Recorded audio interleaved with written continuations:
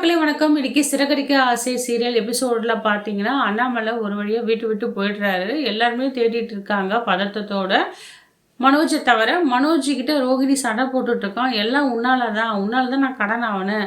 என்னை பார்த்தாவே எனக்கு பிடிக்கலன்னு சொல்லிட்டு ரோகிட்ட சண்டை போட்டுட்டு இருக்காரு. ரோகிணியில நான் என்ன பண்ண மனோஜ், நீங்கள் நல்லா இருக்குன்னு சொல்லிட்டு தானே நான் அந்த ஆர்டர் எடுத்து கொடுத்தேன். நீங்கள் முட்டாள்தனமாக யோசிக்காமல் கடன் வாங்கி எல்லாம் பண்ணிட்டீங்கன்னா அதுக்கு நான் என்ன பண்ண முடியும்? இங்கே பேசிகிட்டு இருக்காங்க. தயவு செஞ்சு என் கண் முன்னே நிற்காத ரோகிணி, தேவையில்லாமல் நீ பேசினதா சண்டை தான் வரும்னு சொல்லிட்டு மனோஜுக்கே கிளம்பி போயிடுறாரு. ரோகிணி ஒரே குழப்பத்தோட அவங்க ஃப்ரெண்டு கிட்ட போய் டிஸ்கஸ் பண்ணிட்டு இருக்காங்க. மகேஸ்வரிகிட்டையும் வித்யாகிட்டையும். வித்யா அவ்வளோ எடுத்து சொல்கிறாங்க, ஏய் நான் சொல்கிறது கேளுடி, எல்லா பிரச்சனையும் காரணம் நீ தான். ஆனால் நான் காரணமே இல்லைன்னுவேன். என் வாயும் சும்மா இருக்க மாட்டுது. நீ எந்த விஷயத்தான் இப்படி உண்மையாக இருந்திருக்க, கடைசியில் உங்கள் வீட்டுக்காருக்கு நீ ஆப்படிச்சிட்ட. எல்லாரும் உங்களால் பாரு, நல்ல மனுஷன் அவர் வீட்டை விட்டு வெளியே போயிட்டாரு, எல்லாம் தேவைதாண்டி உனக்குன்னு திட்டிட்டு இருக்காங்க. ஏன்டி என்னை இப்போ தான் திட்டிட்டு இருக்க, நல்லா யோசிச்சும் சொல்ல மாட்டேன், எல்லா பழியும் என் மேலே தூக்கி போடுற வித்யா, உங்ககிட்ட நியாயமாக இருக்கா? நீ வாய் மூடு, நான் உங்ககிட்ட எதுவுமே கேட்கல. உடனே நம்ம மகேஸ்வரி என்னன்னு சொல்கிறா, அவள் சரியான மகேஸ்வரியாக இருப்பா போல், அவளுக்கு நல்ல விதமாக சொல்லாத எல்லாமே கேவலமான யோசனை சொல்லிட்டு இருக்கா.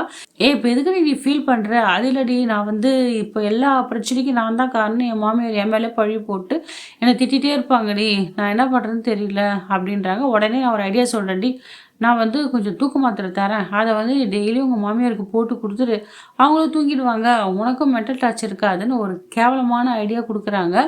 இதெல்லாம் பண்ணால் அவங்க உடம்பு என்ன ஆகும்? சங்கு தான். தேவையில்லாமல் ரோகிணி பல பிரச்சனை மாட்ட போகிறாங்க தான் நினைக்கிறேன். ஒரு பக்கம் இங்கே முத்து மீனாவும் அண்ணாமலை ஐயா தேட்டு அலையிறாங்க. அந்த நேரத்தில் முத்து மீனாவுக்கு ஒரு யோசனை சொல்கிறாரு.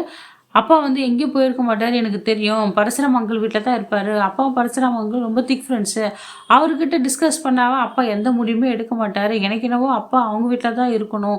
அப்பா எங்கே இருக்கிற விஷயமும் கண்டிப்பாக பரம அங்கிளுக்கு தெரியும் மீனா, அதனால் நீ நைஸாக அவங்க வீட்டுக்கு போ, நான் வெளியே நிற்கிறேன், போயிட்டு என்ன நடக்குதுன்னு சுதாரிச்சுட்டு என்கிட்ட சொல்லு அப்படின்றாரு. மீனாவை சொல்கிறாங்க, ஆனால் நம்ம 2 பேருமே போய் பேசலாமுங்க, ஏங்க என்னை மட்டும் உள்ளே போக சொல்கிறீங்கன்னு கேட்குறாங்க. இல்லை மீனா, எல்லாமே நான் ஒரு காரணமாக தான் சொல்கிறேன், நீ மட்டும் போ அப்படின்றாங்க. உடனே மீனாவும் பரசாங்கிட்ட பேசுகிறாங்க. பரசாங்க வீட்டுக்கு போகிறாங்க. மீனா பார்த்தோன்னா அங்கே ஒரு ஷாக் ஆகிடுறாரு, இன்னும் இவன் வந்திருக்கா அப்படின்ட்டு. அண்ணாமலை கால் வந்துகிட்டே இருக்குது. இதையும் நோட்டீஸ் பண்ணுறாங்க மீனா. முத்துக்கிட்ட எல்லா விஷயத்தையும் ஃபோன் பண்ணி சொல்கிறாங்க. பரசுராம அவங்க பொண்ணு என்ன பண்ணுறாங்க, சாப்பாடெலாம் கட்டி வச்சுறாங்க அண்ணாமலைக்கும். இதெல்லாம் பார்த்துட்டு சுதாரிச்சுட்ட முத்து என்ன பண்ணுறாரு, மீனா நீ வீட்டுக்கு போ அப்படின்னு சொல்லிடுறாரு. பரம பின்னாலேயே ஃபாலோ பண்ணிக்கிட்டு, இல்லை பரம என்ன பண்ணுறாரு, சரி மீனா நீ இருந்து பேசிட்டு இரு, எனக்கு கொஞ்சம் வேலை இருக்குது, நான் வெளியே போகணுன்ட்டு ஒரு டிஃபன் கேர் எடுத்துகிட்டு வெளியே கிளம்புறாரு. நடந்த விஷயத்தெல்லாம் முத்து தெரிஞ்சுக்கிட்டு என்ன பண்ணுறாரு, பரசுராம ஃபாலோ பண்ணிக்கிட்டே போகிறாரு. உடனே அண்ணாமலையை சொல்கிறாரு, எதுக்கு நீ ஃபோன் எடுக்கல? ஐயோ மீனா வேற உன்னை தேடி வந்துட்டாப்பா, நான் என்ன பண்ணுறது தெரியல. அப்போ மீனா மட்டும் வந்திருக்க மாட்டா, இதுக்கு பின்னால் முத்து இருப்பான், அவன் உன்னை ஃபாலோ பண்ணி தான் வரான்னு நினைக்கிறேன், திரும்பி பாருன்னு. ஆமாப்பா நீ சொன்னது கரெக்டு தான், முத்து பின்னாலே வந்துட்டு இருக்கான், என்ன பண்ணுறது தெரியல. நீ என்கிட்ட வராத பரமா, நீ அப்படியே இருந்துடு, நான் எப்படின்னா பார்த்துக்கிறேன், வந்துட்டா முத்து கண்டுபிடிச்சிடுவான் அப்படின்னு சொல்ல பரசுராம் வந்த வழியை விட்டுட்டு ரிட்டர்ன் போயிடுறாரு. வந்த சாப்பாடும் அந்த ஆட்டோ டிரைவர்கிட்டையும் கொடுத்துட்டு போயிடுறாரு. இதில் நோட்டீஸ் பண்ண முத்து அங்கிள் எனக்கு புரிஞ்சிடுச்சு அப்பா எங்கே இருக்காருன்னு, உங்களோட கண்ட்ரோல் தான் இருக்காரு, எதுவாக இருந்தாலும் சரி அப்பா கிட்ட கொஞ்சம் எடுத்து சொல்லுங்கள், தயவு செஞ்சு நாங்கள்லாம் காத்துட்ருக்கோம், எங்களுக்காக வீட்டுக்கு திரும்பி வர சொல்லுங்கன்னு சொல்லிட்டு முத்து அந்த இடத்துலேருந்து கிளம்பிடுறாரு. மக்களே அண்ணாமலை எதுக்கு இந்த முடிவு எடுத்தாலும் தெரியல. விஜயா மேலே ரொம்ப ஃபீல் பண்ணி அழுதுட்டு இருக்காங்க. எங்கள் வீட்டுக்கார் வர என்னை விட்டு போயிட்டாரு, நான் என்ன பண்ணுவேன், யாருன்னா கண்டுபிடிச்சி கொடுங்கன்னு சொல்லிட்டு பசங்கிட்ட அழுதுட்டு இருக்காங்க. ரவியும் ஸ்ருதியுமே ஆறுதல் சொல்கிறாங்க, கவலைப்படாதீங்க ஆண்டி, கண்டிப்பாக முத்து மீனாக போயிருக்காங்க, முத்து எப்படியும் கண்டுபிடிச்சி கொடுத்துருவாரு, ரொம்ப ஃபீல் பண்ணாதீங்கன்னு சப்போர்ட்டாக இருந்துட்டு இருக்காங்க.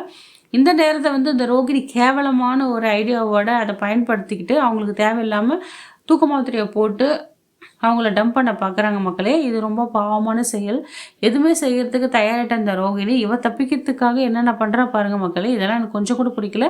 இந்த வீடியோ உங்களுக்கு பிடிச்சிருந்த மக்களே லைக் அண்ட் ஷேர் கமெண்ட் பண்ணுங்கள். அடுத்த வர வீடியோ உங்களை சந்திக்கிறேன். நன்றி, வணக்கம்.